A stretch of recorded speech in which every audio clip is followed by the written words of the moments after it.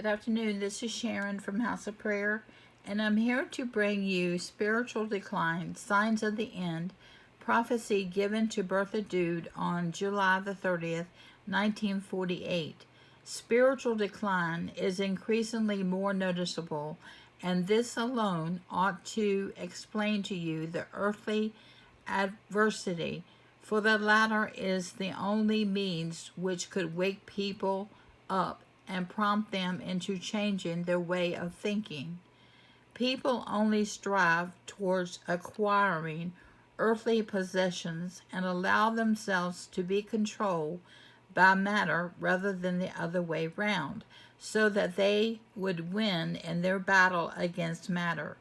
Hence, I constantly bring the foolishness of their endeavors home to them by showing them the transient of earthly things, yet less significant happenings are to no avail.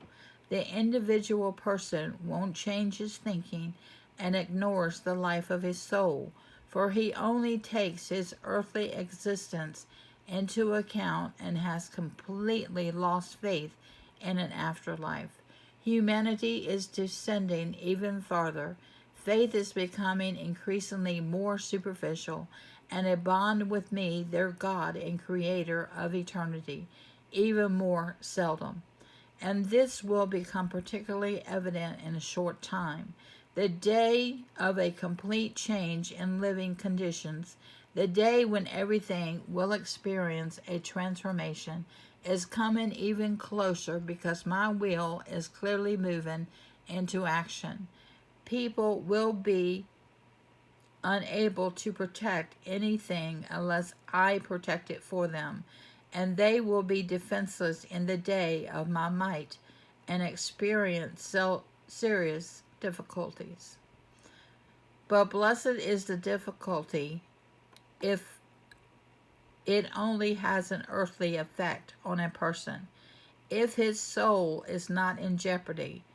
If the person has faith, then he need not fear this earthly tribulation. Then he will be able to gain despite his earthly losses.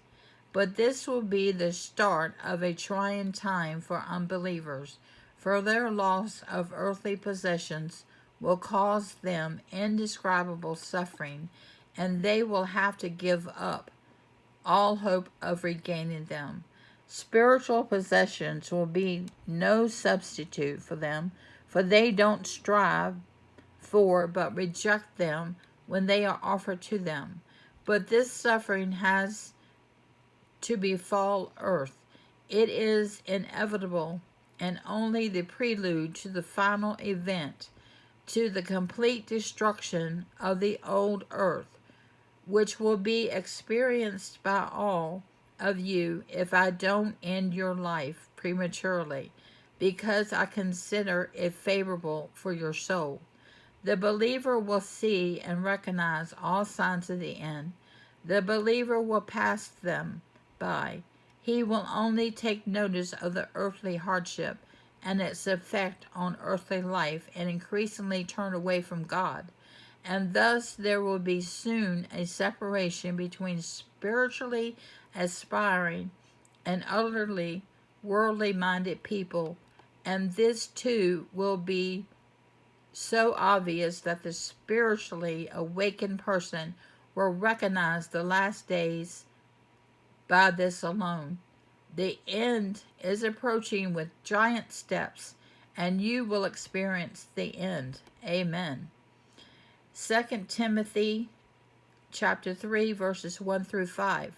But understand this, that in the last days there will come times of difficulty, for people will be the lovers of itself, lovers of money, proud, arrogant, abusive, disobedient to their parents, ungrateful, unholy, heartless, unappeasable, slanderous, without self-control, brutal, not loving good, treacherous, reckless, swollen with conceit, lovers of pleasure rather than lovers of God, having the appearance of godliness but denying its power. Avoid such people. Luke 21, verses 34 through 36. But watch yourselves, lest your hearts be weighed down with dissipation and drunkenness and cares of this life, and that day will come upon you suddenly like a trap. For it will come upon all who dwell on the face of the whole earth.